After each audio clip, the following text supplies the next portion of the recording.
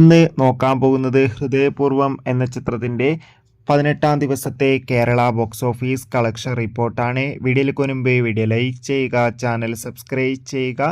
ഈ വരുന്ന സെപ്റ്റംബർ മാസം അങ്ങോട്ട് ധാരാളം ചിത്രങ്ങൾ OTT റിലീസ് ചെയ്യുന്നുണ്ട്. നമ്മുടെ ചാനൽ ഭാഗം പരിശോധിച്ചാൽ ആ വീഡിയോയ്ക്ക് നിങ്ങൾക്ക് കാണാം. അതൊക്കെ ഒന്ന് കാണാൻ വേണ്ടി ശ്രമിക്കുക. സത്യനന്ദിക്കാടിൻ്റെ സംവിധാനത്തിൽ മോഹൻലാൽ, മാളവിക മോഹൻ, സിദ്ദീഖ് എന്നൊക്കെ പ്രധാന കഥാപാത്രങ്ങളായ ചിത്രമായിരുന്നു ഹൃദയപൂർവ്വം. ചിത്രത്തിന് അത്യാവശ്യം വിജയം തന്നെ സ്വന്തമാക്കാൻ വേണ്ടി സാധിച്ചിട്ടുണ്ടായിരുന്നു.